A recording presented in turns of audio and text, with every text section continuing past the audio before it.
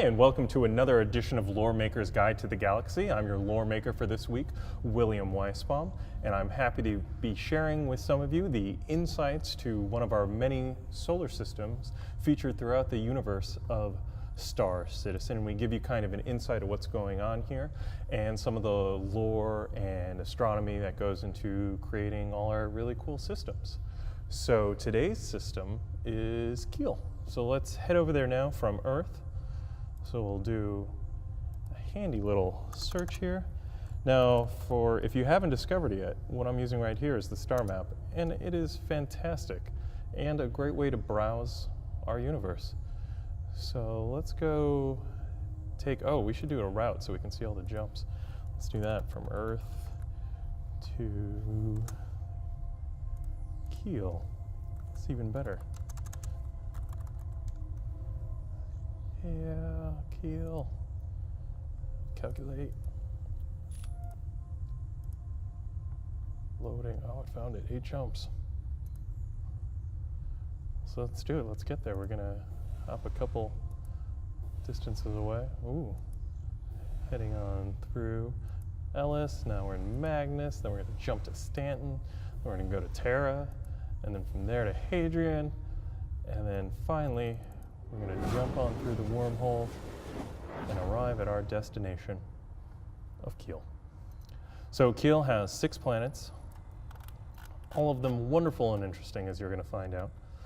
The Kiel system was first discovered in 2514. It's got a white main sequence F star. Hold it on right there. Look at it shine. It's beautiful. And it was, for most of its history, a major military hub during the Cold War with the Xi'an.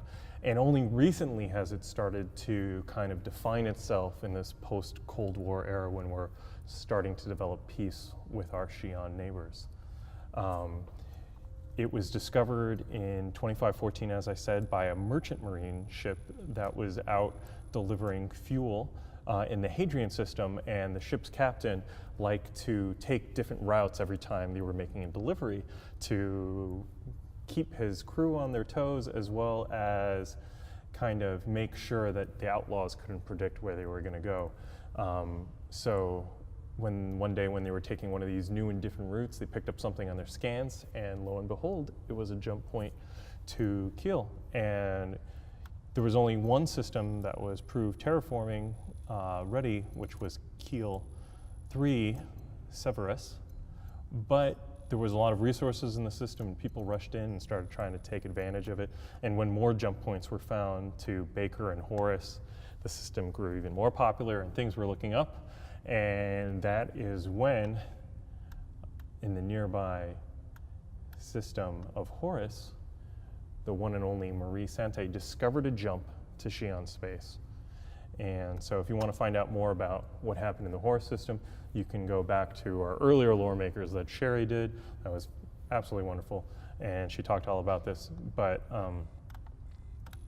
by opening up a neighboring system to Xi'an space, that suddenly changed how the government viewed Kiel. So the UPE all of a sudden said, oh, wait, let's put a break in all that private sector building, and they switched over the purpose and made it a major military hub due to its connection to the border systems, which would become known as the Perry Line around in the 2540s. Let me get my dates correct.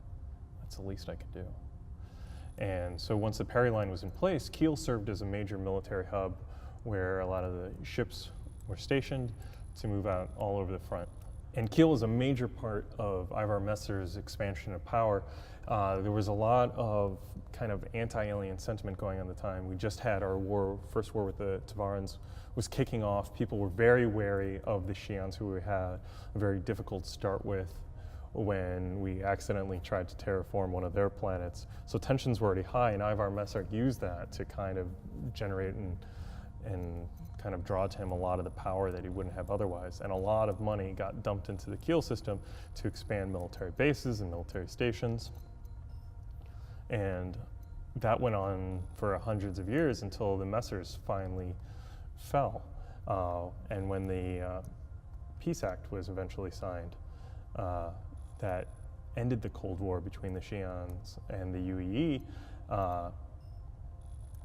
the system kind of lost focus as all the military money dried up and all the forces pulled out of the system, because the UEE was kind of trying to present a different picture of itself, less military focused, and Kiel was kind of left holding the short straw on that one.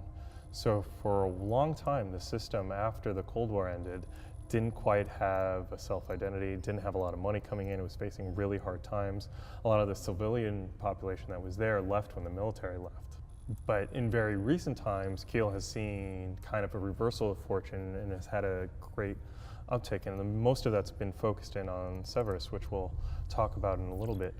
But in the meanwhile, let's start going through the planets and taking a look at what we have.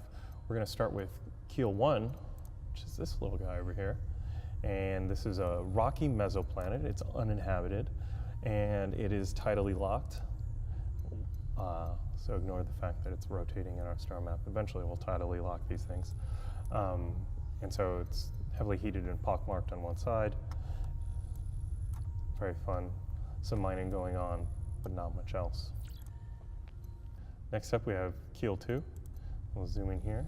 So Kiel 2 is a rocky terrestrial planet. It's uninhabited, and it's not suitable for terraforming, but there is a good amount of resources on the planet, and people have tried to get mining rights to those resources, but unfortunately the military has said no and has completely restricted access to the surface. And they haven't given a clear reason why, and a lot of people have kind of conspiracy theories going about what might be happening on the planet. Some people think that there's probably a secret military base there where they could be cloning messers, or maybe that's where the military actually created the Vandal in a secret program to drive the war. That's probably not true at all, but still. From there, we're going to head on to the main named planet in the system, Severus, which is Kiel 3. Now, Severus is a rocky planet that's been terraformed, and it has a moon known as Amelia. Hello, Amelia. But we'll focus on the planet. The main capital is Eris City, and the planet is named after a famous admiral who had distinguished himself during the Second Tavaran War. And this was the key military hub for the system, and it's been covered in a lot of different various military bases and stuff, and all those, once the military pulled out, kind of went unused and were in desperate need of repair, and things were looking at a really hard time. And the person who's been able to turn it around for them is a recent governor who was elected in 2903, which is Governor Tsur. He's a descendant of centuries of Tsurs who've lived on the planet. His great-grandmother served in the army on the planet and decided to stay after she left the service. We give a lot of love and attention to the Navy because that's the focus of Squadron 42, and the Navy flies all the cool, fantastic ships. So we talk about various squadrons a lot of time, but the Army's out there doing their part to help defend the Empire. They were kept on high alert for a lot of time because the UPE and then the UEE didn't know if they were going to have to invade a Xi'an planet or whether they were going to have to defend a planet that the Xi'an were invading. So the Army were going to be a major part of that defense, and so there was a lot of drills and training done during that time. So when Governor Tsur came into power, the main thing he did was, rather than just trying to draw businesses in a general sense, which a lot of his predecessors have been doing, he very specifically sought out companies and tried to match them with services that he offered. So one of the first major coups that he did was be able to recruit RSI to come and open up a thruster plant, and that was kind of his first big success.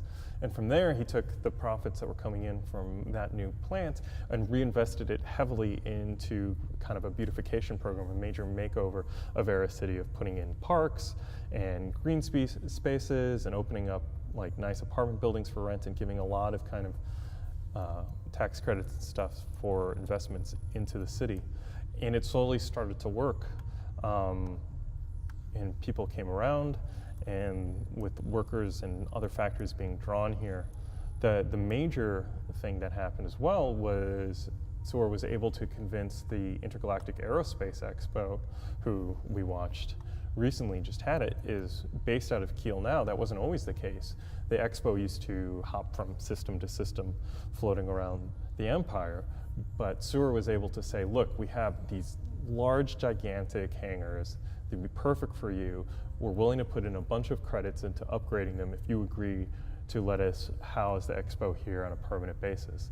And the Expo had just been running into troubles with different various locations not being able to support them and other such things, so they leapt at the chance, and Kiel has been the home of the Expo for several years now, which is great, and that's just drawn a ton of people, and like a ton of fancy hotels have sprouted up, and the restaurants here are growing quite into a well-known dining scene. And going along with that, now that these people here, there's also trying to make more arable land to start cultivating their own food and produce on the planet, so that's exciting. So it's really on the cusp of blowing up into a really great planet. To go along with that, they just earned representation in the Senate, and it was Sur's daughter, Jana Thurville, was elected very recently as the first senator for the planet, so that was exciting.